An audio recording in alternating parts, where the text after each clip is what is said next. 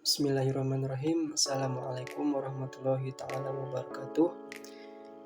Perkenalkan, nama saya Iwan Setiawan, nomor induknya 1500212207 dari STIMIK, Tulus Cendekia. Di sini saya akan menjelaskan tentang cloud computing. Definisi cloud computing adalah model komputasi yang memungkinkan akses on demand ke sumber daya komputasi seperti server, penyimpanan data, jaringan, dan aplikasi melalui internet. Sumber daya ini dapat diakses kapan saja, di mana saja, dan dibayar berdasarkan pengguna.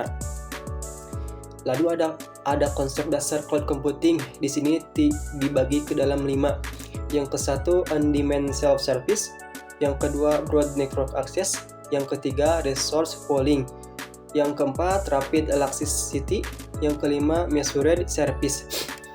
Oke, yang pertama on-demand self-service adalah pengguna dapat memesan dan menggunakan layanan komputasi secara mandiri tanpa perlu interaksi langsung dengan penyedia layanan. Layanan ini dapat dijalankan secara otomatis dan kapan saja. Yang kedua yaitu broad network access. Sumber daya cloud dapat diakses melalui jaringan atau biasanya internet dari berbagai perangkat, contohnya seperti laptop, smartphone, dan tablet. Terus yang ketiga ada resource pooling, adalah penyedia layanan cloud menggunakan multi-tenant, di mana sumber daya komputasi seperti memori, penyimpanan, dan prosesor dipusatkan dan dibagi di antara banyak pengguna. Sumber daya tersebut dikelola secara dinamis sesuai kebutuhan pengguna. Yang keempat ada rapid elasticity. Cloud computing menawarkan kemampuan untuk meningkatkan atau menurunkan kapasitas sumber daya sesuai permintaan. Artinya, pengguna bisa mendapat lebih banyak atau sedikit sumber daya tergantung pada kebutuhan mereka. Yang keenam ada measured service atau pembayaran berdasarkan pengguna. Adalah pengguna hanya membayar untuk sumber daya yang mereka gunakan. Penggunaan sumber daya ini dipantau dan diukur secara transparan, sehingga memungkinkan perhitungan biaya yang jelas. Terus ada sejarah dan perkembangan cloud computing. Komputasi awan merupakan hasil evolusi langkah demi langkah, step by step. Konsep penggunaan atau penggabungan sumber daya komputasi melalui global pertama kali dipopulerkan pada tahun 1960-an dengan munculnya interplanetary jaringan komputer oleh JCR Lecklider. Antara lain selain itu, ia bertanggung jawab atas pembangunan jaringan Badan Proyek Penelitian Lanjutan atau ARPANET pada tahun 1969. Impiannya saat itu adalah suatu saat semua orang di dunia bisa terkoneksi dan mengakses aplikasi atau program dan data yang tidak dibatasi oleh ruang dan waktu. Namun, Herwin Angelina juga mengungkapkan pandangan lain dalam bukunya yang itu berjudul Cloud Computing. Dalam pandangannya yang mendasari konsep cloud computing kembali ke tahun 1960-an. Pada waktu tersebut, John McCarthy, salah satu pakar komputer di Massachusetts Institute of Technology atau MIT, dan banyak diketahui sebagai salah satu pionir kecerdasan buatan atau AI, menyampaikan bahwa suatu saat jaringan komputasi akan menjadi infrastruktur publik, artinya sebagai umum atau umum seperti listrik dan telepon. Dalam proses pengembangan komputasi awan sebenarnya telah mengikuti internet dan World Wide Web atau WWW. Dapat dilihat bahwa kekuatan pendorong pertama teknologi komputasi adalah revolusi internet. Pada tahun 1990-an atau era itu, beberapa perusahaan di industri telekomunikasi telah mulai menawarkan VPN atau Virtual Private Network, layanan jaringan pribadi dengan kualitas yang lebih baik, tetapi biaya lebih rendah.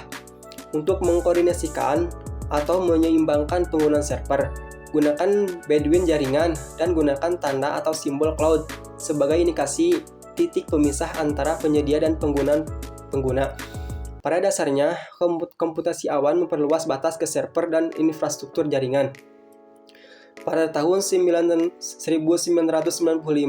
Larry Ellison, pendiri Oracle, menggagaskan atau punya ide network computing sebagai kampanye pada waktu itu menggugat dominasi Microsoft yang pada saat itu boleh dikatakan merajai untuk platform desktop computing dengan sistem operasi Windows-nya 95-nya. Larry Ellison saat itu menawarkan gagasan bahwa sebetulnya pengguna user tidak perlu lagi berbagi software, dimulai dari sistem operasi dan juga berbagai server lainnya dimasukkan atau diinstal ke dalam komputer desktop. Komputer desktop dapat digantikan oleh sebuah terminal yang langsung terhubung dengan server dengan menyediakan lingkungan environment yang sudah ada dengan macam-macam kebutuhan perangkat lunak tersebut sehingga mampu dijalankan secara akses user. Terus ada model layanan cloud di sini dibagi tiga, yaitu ada infrastruktur as a service atau IaaS, yang kedua ada platform as a service, yang ketiga ada software as a service atau SaaS. Yang pertama itu ada infrastruktur as a service atau IaaS, adalah menyediakan akses ke sumber daya infrastruktur melalui internet. Ini mencakup penggunaan mesin virtual, penyimpanan, dan jaringan. Pengguna memiliki kontrol tingkat tinggi atas infrastruktur termasuk sistem operasi dan harus mengelola dan mengkonfigurasi komponen tersebut. Contohnya di sini ada layanan Amazon Web Service, ada Google Cloud Platform dan Microsoft Azure. Dan yang kedua ada platform as a service atau PaaS, adalah memungkinkan pengguna untuk mengembangkan, menjalankan, dan mengelola aplikasi tanpa harus mengelola infrastruktur di bawahnya. Layanan ini menyediakan platform dan lingkungan pengembang yang sudah siap pakai, memungkinkan pengembang fokus pada pengembang kode dan tidak perlu khawatir tentang konfigurasi infrastruktur. Di sini ada contohnya, yaitu ada Google Apps Engine, Microsoft 366, dan Heroku. Yang ketiga ada software as a service atau SaaS, adalah menyedia aplikasi berbasis cloud yang dapat diakses melalui internet. Pengguna menggunakan aplikasi ini tanpa perlu mengelola atau memahami infrastruktur di belakangnya. Pemeliharaan, pembaruan, dan manajemen infrastruktur dilakukan oleh penyedia layanan. Contoh layanan ini adalah Gmail, Google Workspace, dan lain-lain. Di sini ada model deployment cloud. Ada empat. Yang pertama ada public cloud, yang kedua ada private cloud, yang ketiga hybrid cloud, terus yang keempat ada community cloud. Yang pertama yaitu public cloud adalah infrastruktur cloud yang dimiliki oleh penyedia layanan dan digunakan oleh banyak pelanggan melalui internet. Contohnya adalah AWS dan Google Cloud. Yang kedua ada private cloud, adalah yang didedikasikan untuk salah satu organisasi saja. Infrastruktur biasanya dikelola secara internal atau pihak ketiga, tapi tidak dibagi dengan pengguna lain. Yang ketiga ada hybrid cloud, kombinasi antara public cloud dan private cloud, di mana data dan aplikasi dapat dipindahkan di antara keduanya untuk fleksibilitas dan optimalisasi biaya. Yang keempat ada community cloud yang digunakan bersama oleh beberapa organisasi dengan kebutuhan dan kepentingan yang sama. Di sini ada keuntungan dan tantangan dalam penerapan cloud. Keuntungan dan manfaatnya, yang pertama yaitu pengurangan biaya. Cloud computing memungkinkan bisnis untuk menghemat biaya infrastruktur dan teknik informasi karena mereka tidak perlu lagi membeli dan memelihara server dan perangkat lunak sendiri. Terus ada skalabilitas, yaitu cloud computing dapat dengan mudah diskala sesuai dengan kebutuhan bisnis, memungkinkan perusahaan untuk tumbuh tanpa khawatir tentang infrastruktur teknik informasi, bahkan ketika terjadi kegagalan perangkat keras, data dan aplikasi perusahaan tetap dapat diakses. Kemudian ada ketersediaan yang tinggi. Cloud computing menawarkan ketersediaan dan keandalan yang tinggi. Bahkan ketika terjadi kegagalan perangkat keras, data dan aplikasi perusahaan tetap dapat diakses. Terus ada keamanan. Perangkat lunak cloud menawarkan keamanan tingkat tinggi untuk melindungi data dan aplikasi bisnis dari berbagai ancaman. Penyedia layanan cloud memiliki tim ahli. Penyedia layanan cloud menginvestasikan keamanan infrastruktur mereka sehingga memberi lapisan keamanan yang lebih kuat daripada yang dapat dicapai oleh perusahaan internal. Terus ada aksesibilitas. Karyawan dapat mengakses data dan aplikasi perusahaan di mana saja, kapan saja, berkat cloud computing yang meningkatkan mobilitas dan produktivitas mereka. Adapun ada tantangannya, yaitu keamanan data dan kepatuhan regulasi. Meskipun cloud computing menawarkan keamanan yang luar biasa, ada beberapa masalah keamanan yang perlu diperhatikan.